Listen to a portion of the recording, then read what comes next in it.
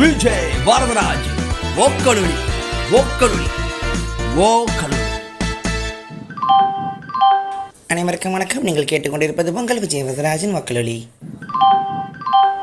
आप है तमिल पीपल का लिसनिंग है विजय वरदराज वक्लुली का पॉडकास्ट ये कहना है.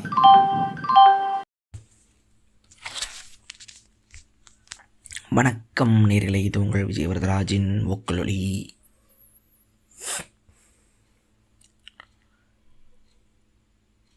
மொட்டை மாடியில் படுத்துட்டு இந்த விட்டத்தை பார்த்துட்டு வானத்தை நைட் டைமில் வானம் நட்சத்திரம் அதெல்லாம் பார்த்துட்டு, ஏம்மா இதுக்கு மேலே என்னம்மா இருக்குது, அதுக்கு மேலேம்மா அம்மா அதுக்கு மேலே கடவுளா, அம்மா கடவுளை யாரும்மா படைச்சா, அம்மா அதுக்கு மேலே என்னம்மா இருக்குது, அம்மா இன்னும் பூமியை தாண்டி என்னம்மா இருக்குது, அம்மா அந்த 7 கிரகத்தை தாண்டி என்னம்மா இருக்குது, அம்மா இன்னும் போயிட்டே இருக்குமாம்மா, அம்மா சூரியன் ஏம்மா நைட்டு வர்றதில்ல, அம்மா நிலா ஏம்மா அவ்வளோ பெருசாக இருக்குது, காலையில் ஏம்மா காணோம், அம்மா இன்னும் ஒரு ஒரு கேள்வி ஒன்று ஒரு குழந்தைக்கு இருக்கும். அது வந்து அறிவியலோட ஆரம்பமாக இருக்கலாம், ஒரு க்யூரியாசிட்டி ஆங்ஷியஸ் இதெல்லாம் ஜாலியாக பதில் சொல்லிட்டு போயிடலாம். ஆனால் அந்த ஒரு கேள்வி வந்து நமக்கு சின்ன வயசில் வரும். ஒரு வயசு வரைக்கும் கூட நம்ம வச்சுருப்போம், மேலே என்ன இருக்குது. ஸோ இந்த சொல்லுவாங்கள்ல, அறிவியல் வளர வளர வளர உலகத்து மேலே இருக்கிற அந்த மிஸ்ட்ரி வந்து போயிடுச்சும்பாங்க. சயின்ஸ் சொல்லிடும், இது ஆண்ட்ரோமேடா கேலக்ஸி, இது மில்கி வே ஸ்டாரு கிளஸ்டரு, அப்புறம் பிக் பேங் தியரி வந்துச்சு, அதுலேருந்து வெடித்து ஸ்டார் வந்துச்சு, எல்லாமே ஒரு மேட்ரு ஆஃப் சால்ட் ஆகும்னு சொல்லுவாங்க. அப்போ நமக்கு வந்து அந்த மிஸ்ட்ரி ஒன்று போயிடும்பாங்க. ஆனால் இதெல்லாம் அறிவியெல்லாம் தெரியறதுக்கு முன்னாடி ஒரு குழந்தைக்கு வந்து ஒரு கேள்வி இருக்கும், இங்கே என்ன இருக்குது. அது அந்த பூமியவே ஒரு மாதிரி ஒரு ஷாக்காக பார்க்கும்.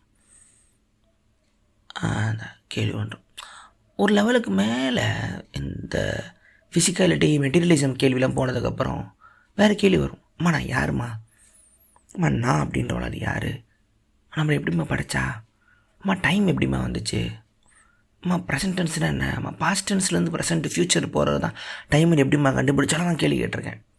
அம்மா ஒரு செகண்டுங்கிறது எப்படிம்மா கெஸ் பண்ணியிருப்பாங்க, ஒரு செகண்ட்னா என்னம்மா, முதல்ல டைம்னா என்னம்மா, செத்தா என்னம்மா ஆகும், செத்தா எங்கம்மா போவோம், அம்மா செத்ததுக்கப்புறம் திருப்பி பிறப்போம்மா, பேய் இருக்காம்மா.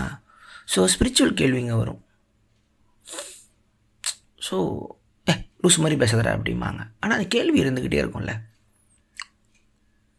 இது வந்து இதுக்கு ஒரு நல்ல ஒரு பேர் ஒன்று இருக்குது, சீக்கிங் அப்படிம்பாங்க. சீக்கிங் SEEKING, தேடுதல்.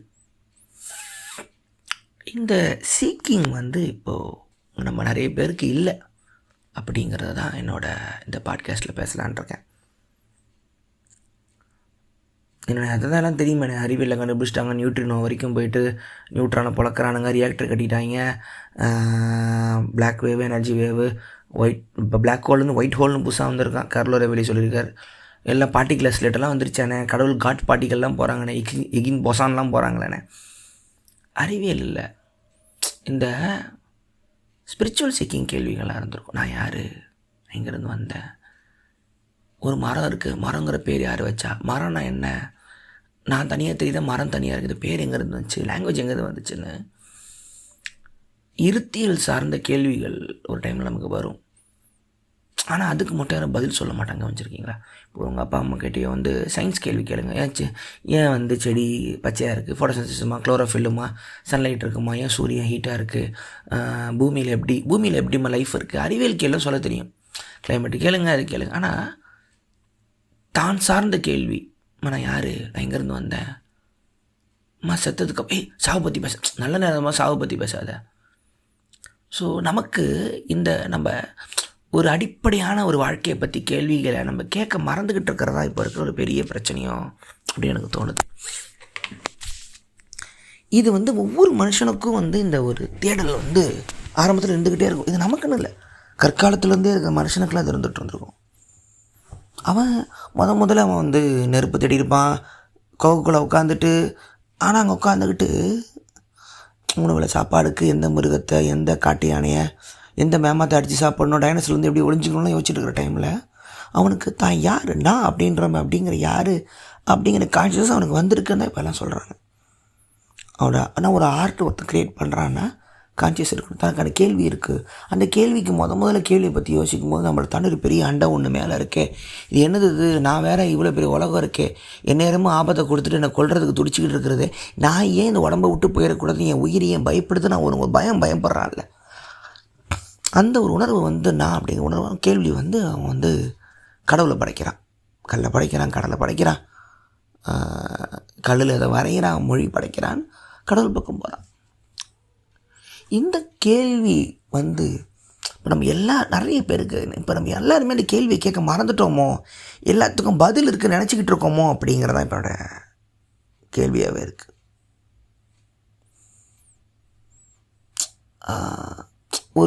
ஒரு பதில் கிடச்சிருச்சு, இப்போ எல்லா கேள்விக்கும் ஃபினிஷ்டு, இனிமேல் கேட்குறதுக்கு ஒரு கேள்வியும் இல்லை அப்படிங்கிறது நம்ம உலகத்தில் இப்போ பெரிய பிரச்சனையும் அப்படின்னு தோணுது. எதிர்த்து கேள்வி கேட்குறது வேறு, ஒரு விஷயத்தை எதிர்த்து கேள்வி கேட்குறது, அந்த கேள்விக்கு ஒரு பதில் கேள்வி கேட்குறதுங்கிறது வேறு. இந்த தன் உணர்வு சார்ந்த கேள்வி இப்போ யாருமே கேட்குறதில்ல. இந்த கான்ஷியஸ்னால் என்ன, மைண்டுனா என்ன, சும்மா ஒரு நாள் ஒன்றுமே இல்லை, உங்கள் ஆஃபீஸில் உட்காந்துட்டோ இல்லை உங்களோட நீங்கள் எந்த வேலையாக இருந்தாலுமே உங்கள் ஃப்ரெண்ட்ஸுக்கிட்ட வேறு என்ன வேணால் கேள்வி கேளுங்க. அவங்க ஃப்ரெண்டை பற்றி ரூமர் கேளுங்க, அரசியல் பேசுங்க, அறிவியல் பேசுங்க, ஜாலியாக போயிட்டுருக்கோம். சும்மா மாப்பிள்ளை இந்த நான் அப்படின்றோம்ல, அது எங்கேருந்துடா வந்துச்சு அப்படி சும்மா கேட்டு பாருங்களேன், டெஸ்ட்டு. டேய் என்னடா சரக்கு இருக்க போட்டியா, மாப்பிள்ளை வீரடிக்காதானே கேட்டியா, என்ன மாப்பிள்ளை லவ் ஃபெயிலியரா, நான் அப்போ டிப்ரெஷனில் இருக்கியா, டே சூசைடல் தட்டடா அப்படிம்பாங்க. ஒரு பேனிக், ஒரு பதட்டம் இருக்கும், எதுக்கு இதெல்லாம் பேசி லூசு பையன் மாதிரி வந்தோமா வேலையை பார்த்தாம சம்பாதிச்சிட்டு போனோமா அப்படின்னு ஒரு வேலை கிட்ட வேலை அப்படிம்பாங்க. இது ஒரு தேவையற்ற ஒரு கேள்விம்பாங்க. இதை ஒரு தேவையற்ற கேள்வின்னு நம்ம நம்ப வச்சது தான் இவங்களோட வெற்றியும் எனக்கு டவுட் ஒன்று இருக்கும். இந்த சீக்கிங் இந்த தேடுதல் எல்லா மனுஷனுக்குமே இருக்கணும். ஏன்னா என்னன்னே தெரியாத அந்த பூமி பந்தில் அவன் உயிராக உள்ளே விழுந்துட்டான், திருப்பி இதே மண்ணுக்கு போக போகிறான், அவன் அதை முதல்ல அவன் கேள்வி கேட்கணுமே அப்படிங்கிறதா ஒரு தேடுதல் வேணாமா அப்படிங்கிறதா என்னோட ஒரு கேள்வியாகவே இருக்கும். இவங்க சொல்கிறதெல்லாம் கரெக்டாக, ஒரு நிலத்தை அவங்களாம் ஒரு கணக்கு தெரியாத ஒரு கோடை போட்டு நாடுன்றாங்களே அது கரெக்டாக, வேற ஒருத்தனை அவன் மேலே கீழேன்றாங்களே கரெக்டாக, பிறப்பாலே எப்படி ஒருத்தன் பெருசாக முடியும் அப்படி ஒன்று இருக்காதே கரெக்டாக, கலர் ஏன் கருப்பு ஏன் கம்மி, ஏன் வெள்ளை பெருசு, ஏன் முதல்ல வெள்ளைனா என்ன, கருப்புனா என்ன, ஏன் இதை ஒரு இடத்த ஏன் ஒரு கம்மியாக பார்க்குது ஒன்று பெருசாக பார்க்குது, உங்களுடைய நீங்கள் இதை நீங்கள் கேள்வியே கேட்காதீங்க, இதெல்லாம் சரிப்பட்டு விட்டதுன்னு சொல்ல விஷயத்தெல்லாம் கேள்வி கேட்கலையோ அப்படின்னு தோணுது. நம்ம யாரும் ஃபிலாசபி படிக்கிறது இல்லை, தத்துவம் படிக்கிறது இல்லை, தியானத்தை பற்றி என்ன பிரச்சனைனா எல்லாம் ஆன்மீகத்துக்குள்ளே போய் மாட்டிக்குது, ஆன்மீகங்கிற பேரில் கடவுள் பக்தியில் போய் மாட்டிக்குது, அதை விட்டு அதை குருக்கள் கிட்டே போய் மாட்டிக்குது, இல்லை ஒரு குரு ஒருத்தரப்பா அவன் சொல்கிறது சாட்சி அவன் மாதிரி போய் மாட்டிக்குது. தன்முக தேடல், தனி மனிதனோட தேடல் இங்கே ஒன்று இல்லவே இல்லை. இப்போது ஒரு ஆர்டிஸ்ட்டாக இருக்கிறான் அப்படின்னா, ரைட்டராக இருக்கிறவன் தஸ்கோஸ்கி படிக்கலாம், காஃப்கா படிக்கலாம், ஷேக்ஸ்பியர் படிக்கலாம். ஏன்னா அவன் பண்ண போகிறது எழுத்துக்கு இதுவரை எழுத்தில் ஜெயிச்சவங்கள படிக்கணும். என்னோடய ஆசை ஒரு கம்ப்யூட்டர் இன்ஜினியர் திடீர்னு ஒரு நாள் உட்காந்து ஷேக்ஸ்பியர் படிக்க ஆரம்பிக்கணும். எனக்கு எதுக்குங்க அப்படின்னு உங்களுக்கு சில விஷயம் இல்லை, அந்த தேடல் உங்களுக்குள்ளே இருக்கக்கூடாதுன்னு சொல்கிறதுனால மட்டுமே தான் 90% மக்கள் தனக்கு தரப்பட்ட வாழ்க்கையை விதின்னு நினச்சிக்கிட்டு அந்த ரொட்டேஷன்லேயே வாழ்ந்துக்கிட்டு இருக்காங்களோன்னு தோணும். அதில் எல்லாருமே ஒரு கம்ப்யூட்டர் இன்ஜினியரை படிச்சுட்டு ஷேக்ஸ்பியரை புக்கு எழுத போகிறல, ஆனால் ஷேக்ஸ்பியரை படிக்கக்கூடாதுன்னு சொல்கிறதுக்கு எங்கேருந்து ஒரு தடை வருதுன்னு தான் கேள்வியாக இருக்கும். புக்கு படிக்கிறது மட்டுமே ஒரு ஆழ்ந்த ஒரு தேடலாக இல்லை.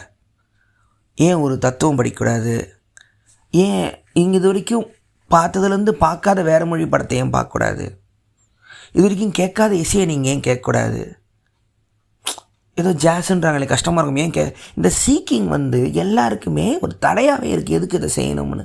அது உடையும் பொழுது தான் ஏகப்பட்ட பாசிபிலிட்டி நம்மளோட அந்த உலகத்தோட கல்ச்சரில் நடக்குமோ அப்படிங்கிறது எனக்கு ஒரு விஷயம். ஏன்னா இந்த தேடல் இப்போ எல்லாரும் குறைஞ்சிருது. பொதுவாக ஒரு தனிப்பட்ட மனிதன் சொல்கிறத நம்ம ஒரு தத்துவமாவோ பதிலாவோ எடுத்துக்கிறதுனால அன்றைக்கி அவன் முட்டாளாக போயிட்டா அந்த ஒட்டுமொத்த கோட்பாடும் முட்டாளாக போயிட்டு இங்கே பிரச்சனையாக இருக்குது.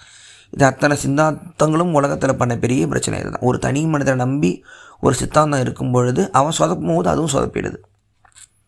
அப்போ என்ன, மக்கள்லாம் ஒன்றா வாழ வேணாமா? மக்கள் எல்லாம் ஒன்றா வாழ முடியும் அப்படிங்கிற சிஸ்டம் இயற்கையிலே இல்லை. அதனால தான் இப்போ வரைக்கும் எந்த ஒரு சிஸ்டமும் வேலை செய்யலை. நல்லா எடுத்து பாருங்கள், என்னமோ மனிதர்களால் அவங்க யூனிக் இன் தேர் ஒன் வே, அதாவது பன்முகத்தன்மையான உயிர்கள் ஒன்றே ஒன்று சார்ந்து இருக்குது. டிபெண்ட் ஆரிஜினேஷன் பாங்க புத்திசம். அதுதான் இந்த உலகமே தவிர அவனால் ஈக்குவலாகவே பார்க்க முடியாது. அவனுக்கு தான் வேறு அங்கிட்டு வேறு, இது எல்லாம் சேர்ந்து ஒன்றா இருக்கிறோம் அப்படிங்கிற உணர்வுக்கு வர்றதே அவனுக்கு ரொம்ப கஷ்டமாக இருக்குது. அப்புறம் தானே மற்றதெல்லாம். ஸோ இந்த கேள்வி எல்லாருக்கும் வேணும். இந்த கடவுள் சார்ந்த கேள்வி நம்ம கேட்க மறுத்ததுனால தான் காலங்காலமாக சொல்ல போகிற சடங்குகளையோ ஜாதியை பற்றியோ மதத்தை பற்றியோ கடலை பற்றி இருக்கிற கதைகளை எந்த மறு பேச்சும் கேட்காம அதை நம்ம ஃபாலோ பண்ணிகிட்ருக்கோம். கடந்த உள் செல்லுதல் கடவுள் அப்படின்பார் பிரமிழ். அப்படி தான் தமிழில் தெரிஞ்சு வச்சாங்களா? இதில் தண்ணில் அமிழ்தல் அதான் தமிழ் அப்படின்பார். அதுவும் உண்மையா? அவர் சொல்லுவார், பிரமிழ் சொல்லுவார். இந்த இந்த இந்த விஷயம் இப்போது பார்த்திங்கன்னா தியானம் ஒரு பெரிய விஷயம் ஆகிட்டுருக்கு. ஏகப்பட்ட ஆப் வருது, ஏகப்பட்ட யோகா கிளாஸ் வருது, பெரிய பெரிய சாமியார் இந்தியா ஃபுல்லாக ஃபேமஸ் ஆகுறாங்க. ஆனால் அது எல்லாமே ஒரு இந்து மதம்ங்கிற ஒரு பேருக்கு கீழே வரும்பொழுது அந்த ஒரு டிசைனுக்குள்ளே, ஒரு பிராண்டுக்குள்ளே, ஒரு கல்ச்சருக்குள்ளே தன்னைத்தானே தேடிக்கிறது போய் சேரும்போது அது எனக்கு பிரச்சனையாகப்படுது. என் கண்ணை மூடி நான் யாருன்னு கேட்குறதுக்கு நான் ஒரு இந்துவாக இருக்கணும் தேவையில்லை, ஒரு கிறிஸ்தவனாகவும் இஸ்லாமங்களும் தேவையில்லை. இது உங்களுடைய தனிப்பட்ட ஒரு உள்முக பாதை வெளியில் ஒரு அத்தாரிட்டி கீழே தான் வரணுங்கிறதே இங்கே தேவையில்லை. அதுதான் இங்கே ஒரு விஷயமா இருக்குது. இதை தத்துவ ஞானிகள்லேயே ரொம்ப தெளிவாக அடித்து உடச்சி பேசின ஒரே ஆள் ஜெய கிருஷ்ணமூர்த்தி. ஓஷோவே தன்னை சுற்றி ஒரு உலகத்தை கிரியேட் பண்ணார். இப்போ இருக்கிறவங்க வரைக்கும் எல்லாருமே பண்ணாங்க.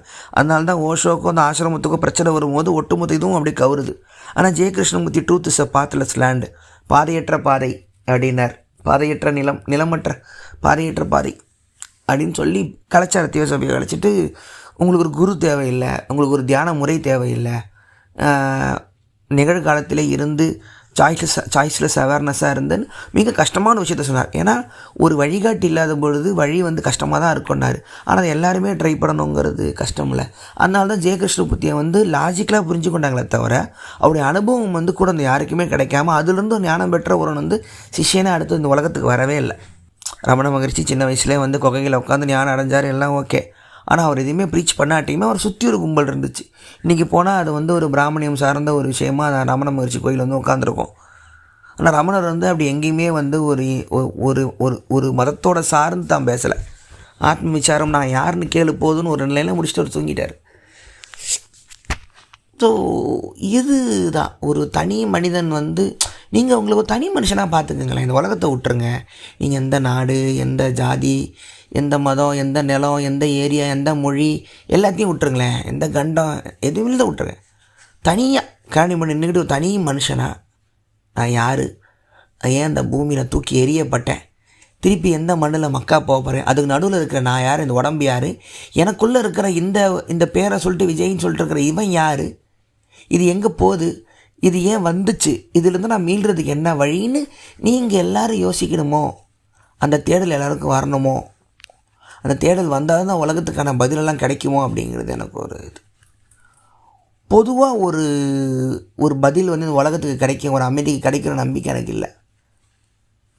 வன்முறை மூலமாக தான் ஒரு அமைதி நிலவும் அப்படிங்கிற நிலைமை இருக்கும் பொழுது இது இப்போ வரைக்கும் நம்ம வேடிக்கை பார்த்துக்கிட்டு இருக்கோம். பலாயிரம் குழந்தைகள் இறந்ததுக்கப்புறம் தான் எல்லாருக்கும் இப்போ பாலஸ்தீன விடுதலை செய்யுங்கிற கோபம் வருது.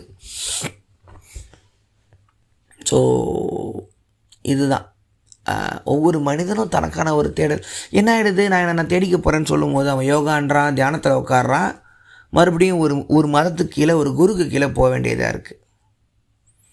அது இங்கே ஒரு ஆட்டோமேட்டிக்காக என்ன ஆகுதுன்னா, ஓ நீங்கள் அந்த கேங்கா, நீங்கள் இவங்களான்னு வரிசைப்படுத்தி யாருக்குமே அதை தேட முடியாதபடி ஒரு அயற்சியை கொடுத்துடுது. வேணாம்பா, ஆனால் ஹிப்பி அப்படின்னு ஒரு கேட்டகரியில் முடிச்சிடும். 1960 சைக்கடெலிக்ஸ் வந்து அமெரிக்காவோட கான்ஷியஸே மாற்றுச்சு. அது பேன் ஆகுது. அது வரைக்கும் இப்போ அதனால் ஒரு ஆன்மீக ஞானம் வரப்போகிறது இல்லை. ஆனால் ஆன்மீக பாதை எப்படி இருக்குங்கிற கிளிம்ஸ் அது கொடுத்துச்சு. கிளிச் இந்த மேட்ரிக்ஸ் மாதிரி கொடுத்துச்சுங்கிறது உண்மை. ஆனால் இன்றைக்கி அது ஒரு 60களில் ஒரு 10 வருஷம் நடந்த ஒரு இயக்கம் மாதிரி அதை பேசி வரலாறில் முடிச்சு போட்டு விட்டுறானுங்க. அதுதான் இங்கே பிரச்சனை. ஸோ இங்கே வந்து எல்லாமே வந்து ஒரு வரலாறாக அது வந்து ஒரு கட்டம் போட்டு கட்டிடுறானுங்க அப்படிங்கிறதான் இங்கே எனக்கு பிரச்சனையே. ஏன் நாங்கள் எதுக்குங்க தேடணும்? எங்களுக்கு ஒரு வேலை இல்லையா? நானெல்லாம் சம்பாதிக்க, நான் பணத்தை தேடுறேன், நான் நிம்மதியை தேடுறேன், நான் புகழ் தேடுறேன். இப்படி ஒரு தேடுதல் இருக்கும். அது ஒவ்வொருத்தங்களும் வேறு வேறு வகை.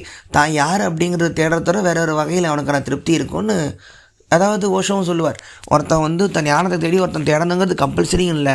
அவன் இன்னொரு 10 ஜென்மம் கழித்து கூட அவன் அந்த இடத்த நோக்கி தான் போகிறான். ஏன்னா இயற்கையே ஒவ்வொரு மனிதனையுமே ஞானத்தை நோக்கி தான், தன்னை உணர்ந்த நிலையை நோக்கி தான் போயிட்டுருக்கு. அது ஒன்றுமே செய்ய முடியாது. நேச்சரே அந்த ஃப்ளோ தான். நீங்கள் இந்த ஜென்மத்திலேருந்து அடுத்த ஜென்மத்தில் நீங்கள் ஞானத்தை தேடி தான் போவீங்க அப்படிங்கிறார். அது ரொம்ப சீக்கிரம் போகணும் தான் இந்த இதிலே ஆரம்பிச்சிருங்க அப்படின்னு மாதிரி தான் சொல்லுவாங்க. ஒரு 50 ஜென்மம் எடுத்து தான் வந்து உங்களுக்கு அந்த பதில் கிடைக்கணும். இந்த ஜென்மத்தில் இருக்கிறதுக்கு தான் சீக்கிரமான வழிமுறைகள் இருக்குது அப்படின்னு இப்போ இருக்கிற இந்த குருக்கள்லாம் சொல்கிறது வழக்கம். ஸோ இதில் வந்து அதை பற்றி பேச வேணாம். நீங்கள் இந்த மாதிரி ஆன்மீக தேடலோ உள்முக தேடலோ உங்களுக்கு வந்து தேவையில்லை அப்படிங்கிறதும் ஓகே தான். இந்த ஜென்மத்தில் எனக்கு தேவையில்லை. ஆனால் இப்போ நீங்கள் தேடிக்கிட்டு இருக்கிற வாழ்க்கை உங்களுக்கு நிம்மதியாக இருக்கா அப்படிங்கிறத என் கேள்வி. இல்லைங்க, எனக்கு வந்து கண்ண மூடி நான் யாரெல்லாம் கேட்கறலாம் எனக்கு தேவையில்லை, நான் நல்லா இருக்கேன் அப்படின்னு உங்களால் சொல்ல முடியுதாங்கிறதான் கேள்வி.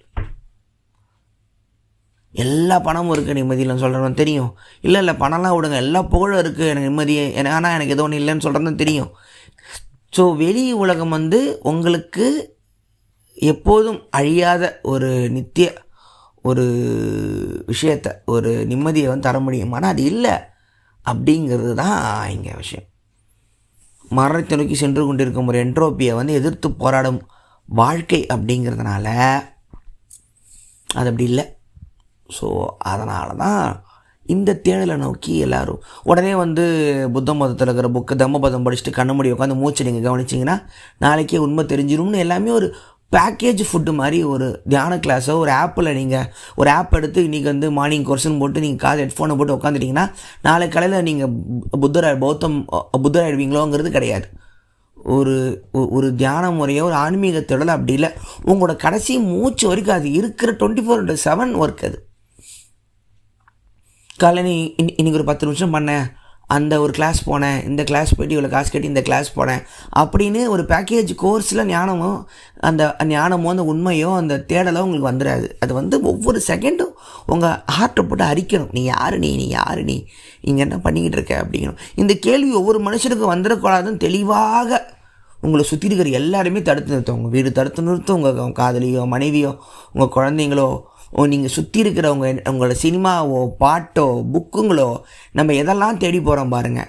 நம்ம எதெல்லாம் தேடி போகிறோமோ அதையெல்லாம் நான் யார் அப்படிங்கிற கேள்வியே கேட்க விடாமல் வெளி விஷயம்லாம் நல்லா தான் இருக்குது, சுகமாக இருக்கிறதுன்னு உங்களை மறக்கடிக்கக்கூடிய விஷயங்கள் தான் நீங்கள் கலையாகவே இருந்துக்கிட்டு இருக்கு. ஆனால் ஒரு காலத்தில் வந்து இந்தியாவில் வந்து கலை ஆர்ட் வந்து உள்முகத்தேடலை உண்டு பண்ணுற ஆர்ட்டாக இருந்துச்சு. அப்ஜெக்டிவ் ஆர்ட் அப்படிம்பாரு குட்டிஜெஃப். சப்ஜெக்டிவ் ஆர்ட்டை தான் இப்போ நீங்கள் பார்க்குறது. சப்ஜெக்டிவ் ஆர்ட்னால் ஒவ்வொருத்தவங்களுக்கும் அந்த கலை வந்து ஒரு மாதிரி பதிலை கொடுக்கும். ஆனால் அப்ஜெக்டிவ்னா எல்லாத்துக்கும் ஒரே மாதிரி பிரமிப்பை தரக்கூடிய வல்லது. எடுத்துக்காட்டு தாஜ்மஹாலை பார்த்து அசிங்கன்னு ஒருத்தன் சொல்கிறாங்கன்னா நீங்கள் அவனை தான் ஒரு மாதிரி பார்ப்பீங்க, தாஜ்மஹாலை பார்க்க மாட்டீங்க. தாஜ்மஹாலை பார்க்குற அத்தனை பேருக்குமே அது ஒரு அழகான ஒரு பிரமிப்புன்னு தெரியும். இது அப்ஜெக்டிவ் ஆர்ட்.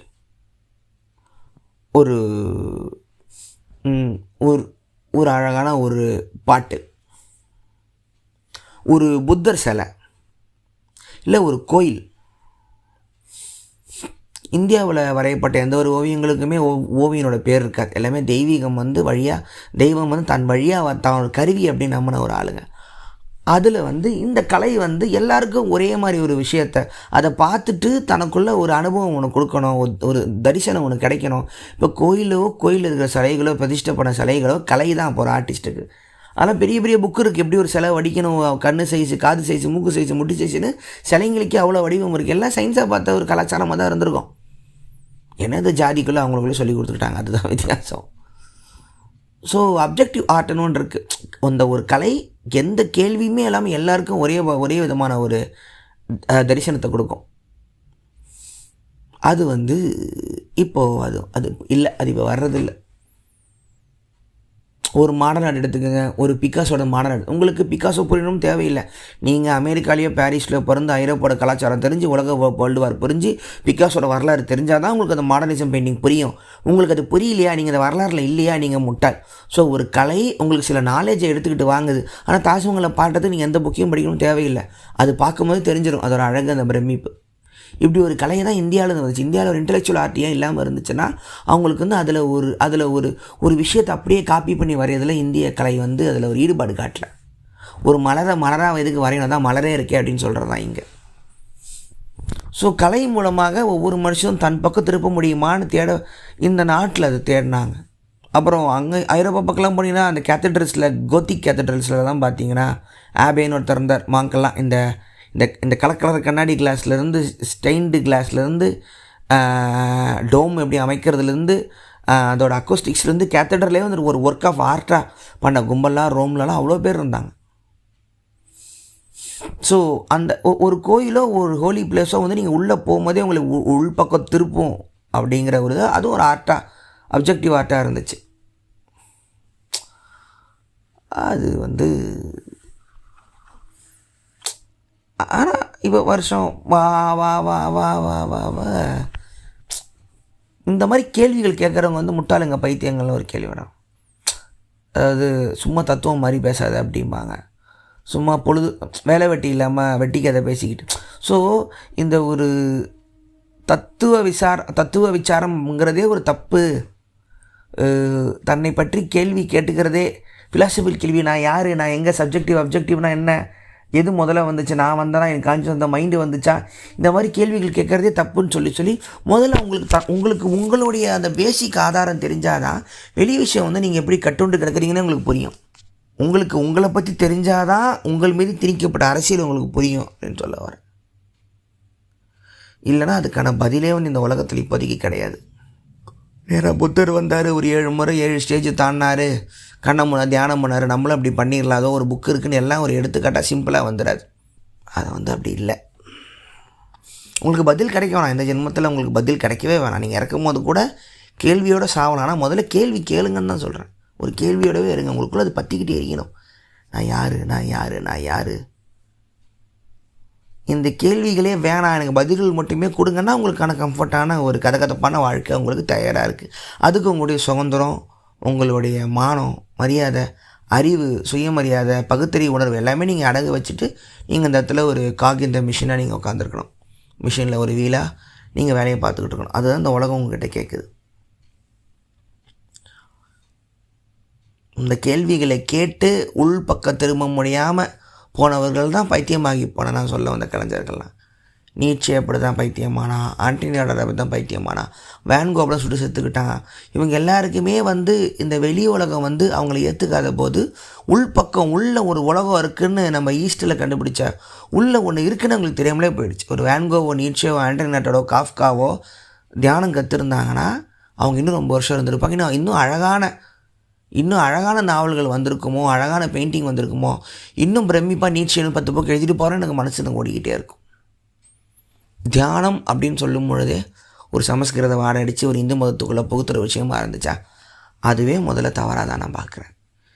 இது எல்லாமே மதத்துக்குள்ளே அடைபடுறதுக்கு முன்னாடி இந்த நிலத்தில், இந்த காட்டில் சுற்றிக்கிட்டு இருந்த தனிப்பட்ட மனிதர்கள் கண்டுபிடிக்கப்பட்ட ஒரு தொகுப்பு. மூச்சை கவனிச்சுக்கிட்டே இருந்தால் மனசு அமைதியாகுது, மனது வந்து ஒருநிலையாகுது, நான் அப்படிங்கிறது என்ன நமக்கு தெரியுது அப்படின்லாம் ஒரு டைமில் எவனோ ஒருத்தன் காட்டில் வச்சுருப்பான். காலை தூக்கிட்டு மேலே போட்டு இப்படி கண்ணை மூடி நம்ம புருவத்துக்கு நடுவில் ஒன்று கவனித்தோம்னா புருவத்துக்கு நடுவில் ஏதோ ஒரு இருக்குது, ஏதோ ஒரு ஃபீல் ஒன்று வருது, அதான் வச்சுருப்பான்.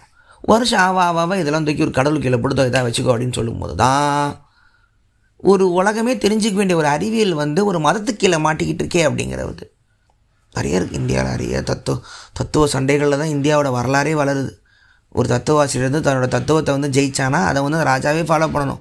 பௌத்தமோ, அத்வைத்தமோ, சமணமோ அப்படியே சண்டை போட்டு தத்துவ சண்டைகளை தான் ராஜாவை கன்வெர்ட் பண்ணி தன்னோட போர் இல்லாமல் தத்துவாசிரியர் அமைச்சு சண்டை போட்டு ஜெயிச்ச ஒரு நாடு இது.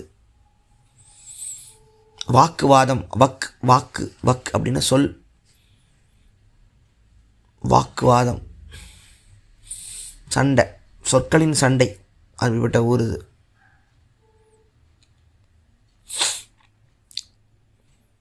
ஸோ உட்காந்து கண்ணாடியில் போய் உங்களை பார்த்துக்குங்க. இது என்ன முகம் தாப்பில் இருக்குது, நான் ஒரு என்னோடய பிரதியை பார்க்குறேன், ஆனால் அது நான் இல்லை, ஆனால் என்னையும் அந்த இமேஜையும் பார்க்குற நடுவில் இருக்கிற அந்த உணர்வு என்ன. நான் காலையில் இருக்கேன், நைட்டு கனவு காண்றேன், கனவில் ஒரு விஷயம் நடக்குது, ஆனால் அது நான் தான், ஆனால் அது கனவுன்னு தெரியுது, ஆனால் அந்த டைமில் நம்புகிறேன். காலையில் அது பொய்யா போகுது. அப்போ கனவு பொய்யா இருக்கணும்னு எங்கள் மாநிலம் ஏந்திரிக்கு இதுவும் ஏன் பொய்யா இருக்கக்கூடாது அப்படிங்கிற கேள்வியை நீங்கள் கேட்கலாம். அப்படி என்ன புத்தர் அமைதியை கண்டான் அப்படிங்கிற கேள்வியை நீங்கள் கேட்கலாம். ஒரு பூவை பிச்சு போட்டு ஸ்டேமன் பெட்டல்ஸ்னு எடுத்தால் பூவோட அழகில் அந்த பூவாக பார்க்கும்போது அந்த ஹோல்னஸில் தான் அந்த ஒரு கனெக்டட்னஸ்லாம் அது அங்கங்கே இருக்கும்போது அதுக்கான அழகே இருக்குது.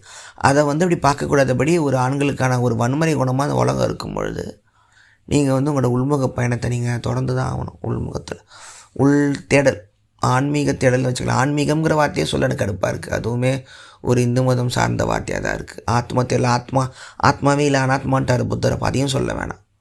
உங்களை நீங்களே தேடிக்கிங்களே, உங்களை நீங்களே தேடிக்கொள்ளுதல், தன்னை தேடுதல் எப்படி கூட வச்சுக்கலாம். ஒரு நாள் தனியாக இருங்க.